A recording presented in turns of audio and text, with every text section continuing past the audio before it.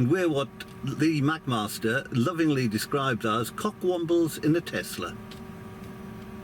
Every year for about the past 15 years, I've been travelling down to Madeira, which is just north of Benidorm in Spain, taking a drive down in a variety of cars: petrol, diesel, petrol hybrid, an MG4 electric, and now my Tesla electric.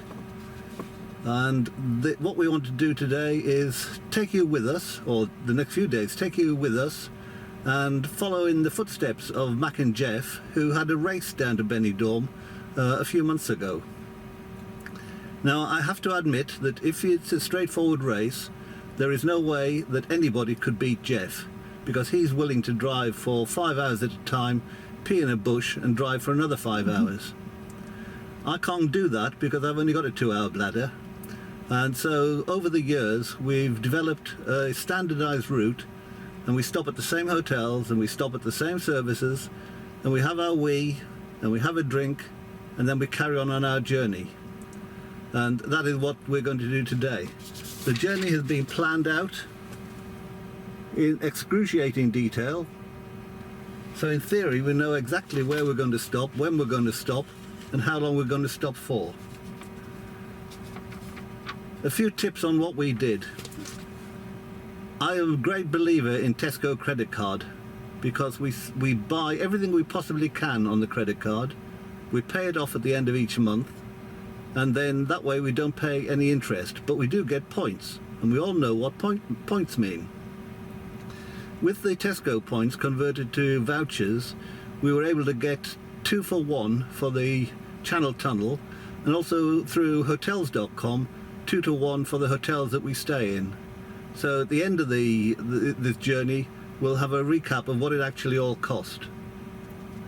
The other things that I did to prepare for it, if you watched Geoff and Mac and Geoff on their race, you'll remember that Geoff forgot to pay for his Thames crossing and was expecting a fine.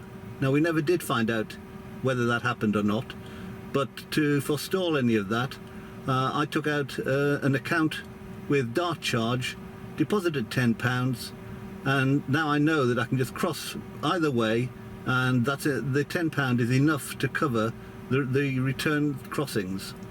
What I'll do then when I get back is top it up to £10, so I'm always ready to go. The other thing we did is get a French toll tag.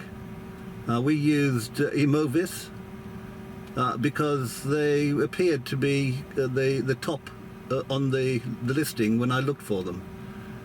They were easily beating Bip and Go, but what surprised me is when I got my Emovis tag, the tag actually was a Bip and Go, so it looks as though they're just third-party sellers for Bip and Go.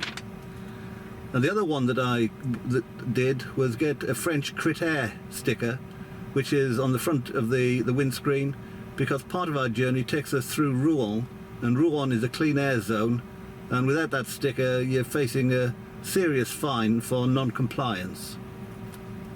The final thing that we did is I looked at getting breakdown insurance abroad. Now, I've got AA cover, and I spoke to the AA and asked them, and they wanted somewhere around £100 to give me 3 weeks cover. I did find an insurer a few years ago now called Ensure, and Esure, not Ensure, and Esure provide cover for the European breakdown, including UK, as to the standard that Green Flag would provide. They use local breakdown services rather than having their own dedicated team, but they came out at £67 for a whole year. So with all of those in place, we're ready to head on, and our first stop, we're leaving Bedford. It's now just coming up to 4 o'clock.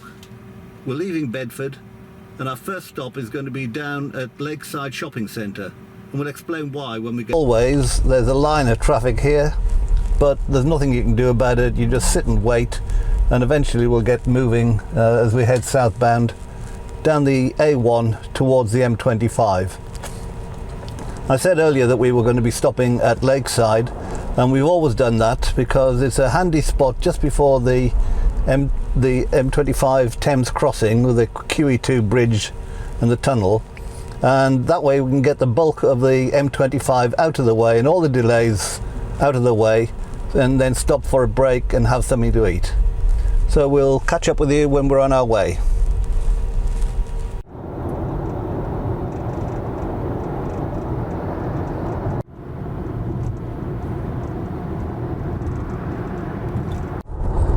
And we're 7 minutes past 6, and we're just approaching Hatfield Tunnel, and I'm moving into the middle lane because this left-hand lane at the end of the tunnel peeds out. E15 towards M25.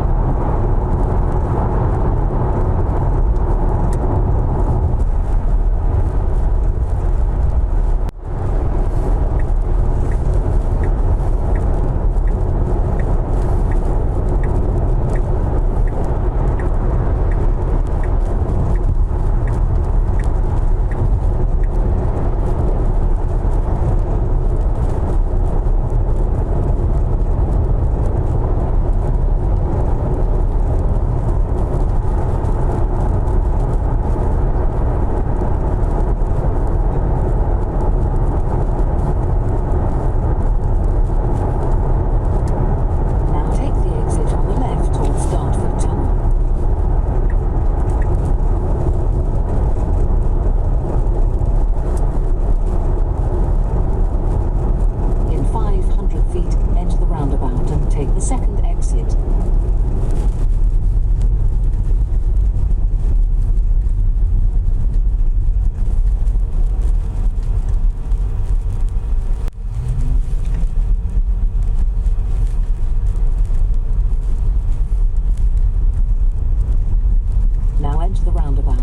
second exit.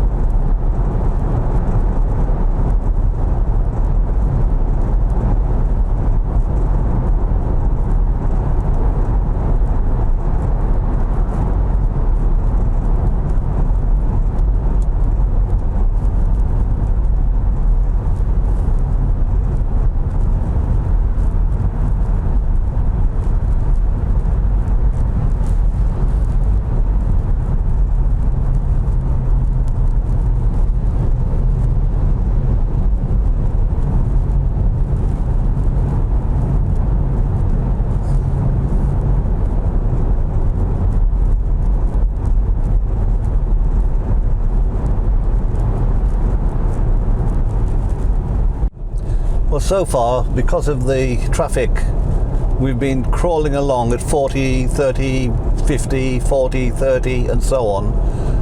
But it has made an enormous difference to my consumption, because if you can see on there, you've got the live projection of where we would have been and where we are. We're actually well ahead of the curve.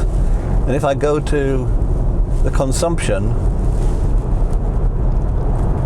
it says there that on my current consumption, if I keep this up, I've got another 284 mile range, and I've done 54 miles since leaving home. So that gives me the ridiculous amount of 335 mile range on the rear wheel drive Model Y, which is frankly ridiculous.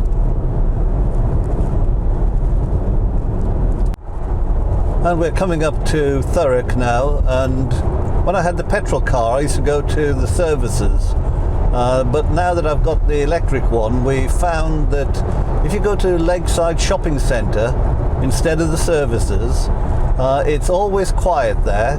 The shopping centre is much more pleasant. They've got a McDonald's, and we do like our crispy sweet chili chicken wrap. And as you can see on there, the price at the moment for the electricity at the superchargers in Thurrock services is 55 pence a kilowatt hour, whereas the price for the supercharger Grays, which is the shopping centre, is 42 pence a kilowatt hour. So it's a considerable saving.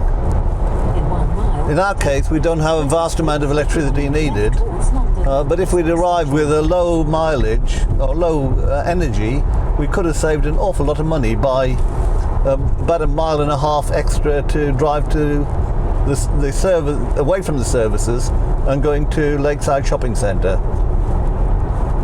Last time I came down here, I got completely confused because I could see the chargers, and that's them coming up over the side, but I couldn't figure out how to get to them. 500 feet, enter the roundabout and take the second exit.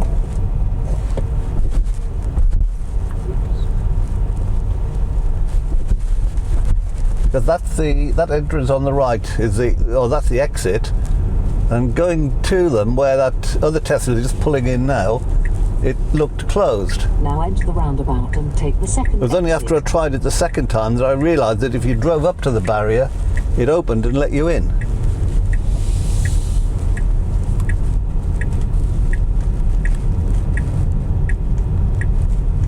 Now your destination is on the left.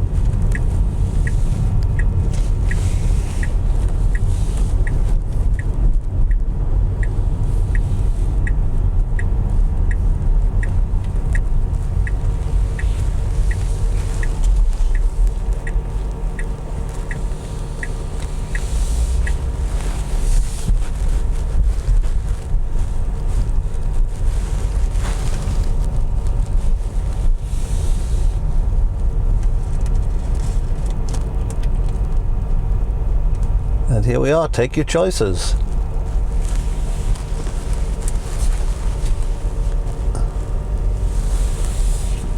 Lots of non-Teslas charging here.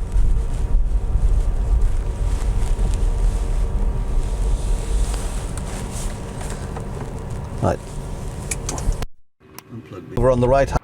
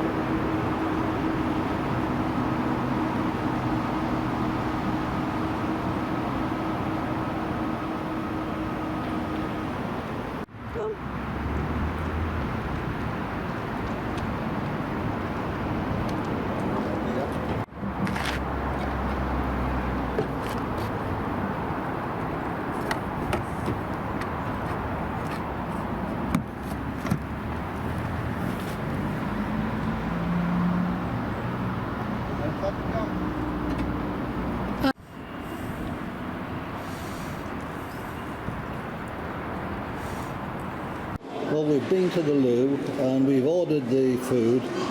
It hasn't arrived yet, but we've only got 4 minutes before we hit 100%. So we're going to have to take the food back to the car and eat it when we get there, having moved away from the chargers.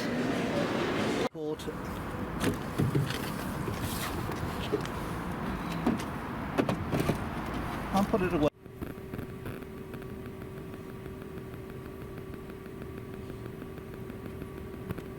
Thurrock now, and we're just hitting the QE2 bridge.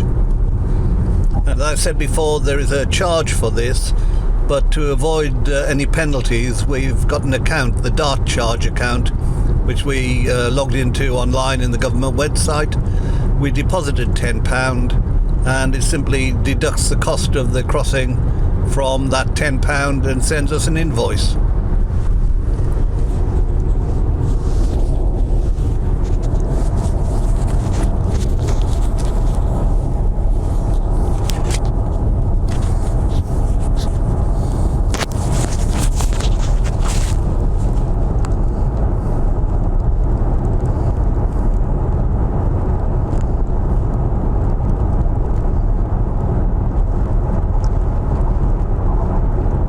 And the next stop is the Hotel Holiday Inn Express at Folkestone, which is only about a mile or so from the entrance to the Tunnel terminal. And we're due to get there at 8:49, just in time for a beer, get our heads down, and the alarm will be set for about 5 o'clock in the morning.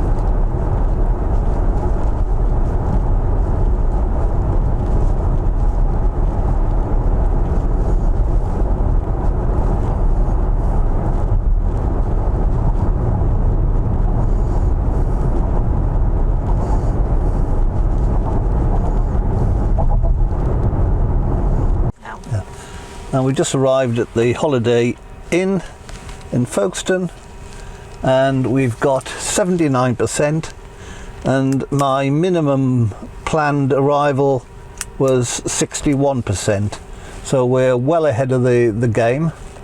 And although it'd be nice to charge at the Tunnel in the morning, we actually don't need to if we don't have to. That'll be a bonus if we're able to get some. So it's now just coming up to 9 o'clock at 20:58, and we'll sign off and we'll see you in the morning. Good night.